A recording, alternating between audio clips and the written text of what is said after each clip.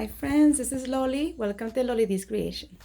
Today we'll be using this wood pumpkin from the Dollar Tree, and we will be staining it with some of our antique wax from Waverly. First we are going to be removing the hanger, and now we will be covering both the front and the back of this pumpkin using the antique wax from Waverly.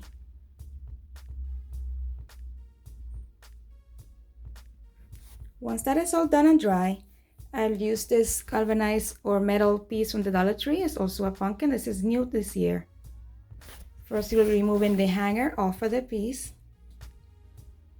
And we will be using some glue to attach it to the wood piece.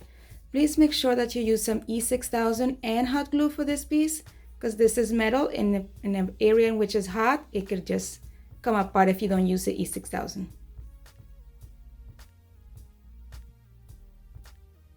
And make sure to press it firmly and hold it so it stays flat and flush until the glue sets in. Then I'm using some of that rope from the Dollar Tree, and I'm going to be removing the piece of tape that comes at the end, but I'm going to add a little bit of hot glue to the end there and hold it until it dries to avoid the rope being unraveled.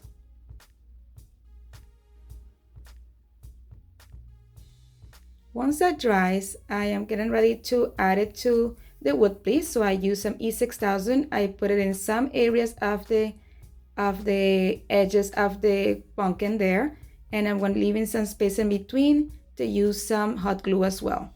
So I'm going to be adding the hot glue and going around all the edges using my rope there.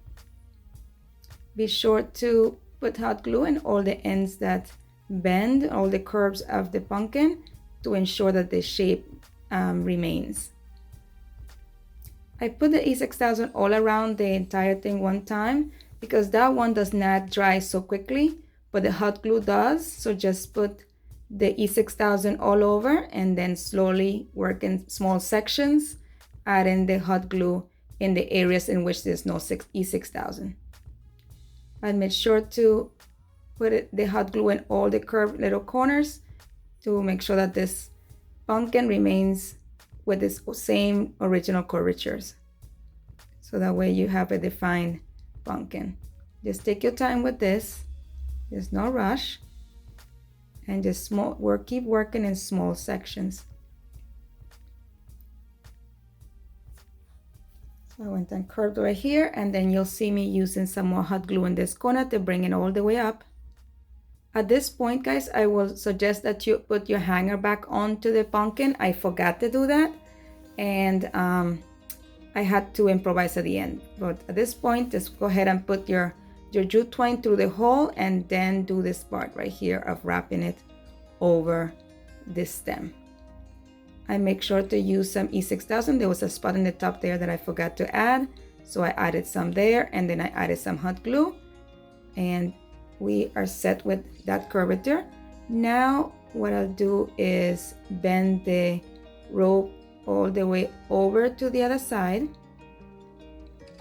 I guess first I have to get the little stickies off, but I bent it over to the other side, held it in place, and started wrapping the rope all the way around the stem there until it was completely covered.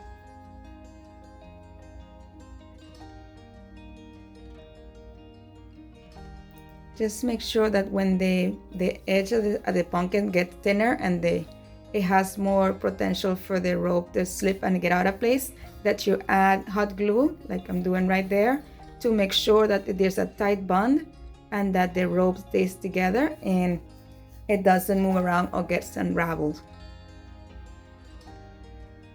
And here was the moment when I realized that I did not add my hanger beforehand, but I was too late. I wasn't about to undo all the work I have done. I already had added E6000, so I just improvised to do something different. So at this point here, once everything was finished, I went ahead and clipped off the rope there. Make sure that the end is completely flat and glued on. Then make sure that nothing unravels and that stem stays there secure. And here it is with the stem. I was going back and forth about this one. I'm like, I want it to be nice and tidy. So I burned off all the straggly hairs off the rope. I made sure to do that both in the inside and the outside area of the ropes there, making sure that I got all areas nice and clean. This just gives it a more finished look. So I did that throughout the entire piece there. Once I was happy with the results, I went over and double check my work, and I'm sitting there to do some embellishment. I wasn't too happy about this bow. I thought maybe I will, take it off and reassemble it, but then I changed my mind. So instead I took some of these leaves that I also found at DollarTree, and I positioned them where the stem is. I just wanted to redo the stems. I wasn't so keen about the two stems. I wanted it to look like a uniform pumpkin, so I took these leaves and I glued them where the little holes where the hangers went for the metal pumpkin, and towards the side we're looking up in order for this to become the new stem of both pumpkins. So it will become one pumpkin altogether once I add these in. I wanted the green to be in the background, and then I wanted a pop of color, so I did the green first and then I attached the red on top. I didn't cover them completely. I just laid them against each other but slanted so you can see both colors on there.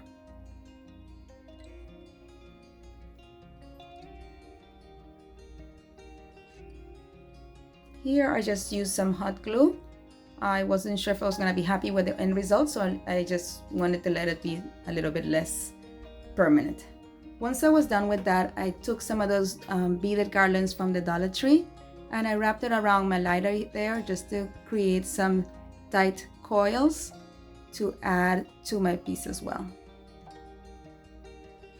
I do not remember how many times I wrapped it. I just split it by ear. I wanted it to be very curly, so I wrapped it as many as I thought, that's how long I wanted it to be drooping down from the pumpkin. And then I made sure to leave a long piece with no beads at the end so I can use that to attach it to my piece. So I lifted there the leaves and added hot glue in the bottom, and then slid that piece of wire with no beads underneath, and I used the same leaves to lay it down to give it a little bit more security. I repeated this process twice. I wanted to create another one for the other side, so I pretty much did the same thing. I boiled it and did the same thing, tucking it underneath, hot glue, and then putting the leaves there back down. And I stretched it out to make sure both sides were equal. And once I was happy, I'm adding a last embellishment to these. I added the sunflower. This also came from the DollarTree. This wasn't sitting flash by itself, so I removed the little plastic piece there. I added some E6000 because now I am creating this to be permanent. And I added some hot glue for some security right now. And I attached the sunflower right there, covering both the pumpkin things there. And there is the finished product. I am very happy with this product. I really love it. But I had to put a hanger because I forgot. So here's where I improvise on how to create a hanger that's secure and that it doesn't make everything fall apart. So I took the cord and added a knot in the middle. I fed it through one of the pieces of the rope, added some glue there, and laid it down. And I held it and to make sure that everything was secure and everything was taut. Once I was done, I cut the excess jute from the back, and here is the piece. I am in love with this piece. In the photo, it looks as if it's like velvet in the background. I love the color the E6000 gave the wood. I love how I see the grain. This is beautiful. I truly enjoy it. And if you did too, please don't forget to leave me a comment, thumbs up, and subscribe if you enjoy my content. Thank you so much for your time. Have a blessed day.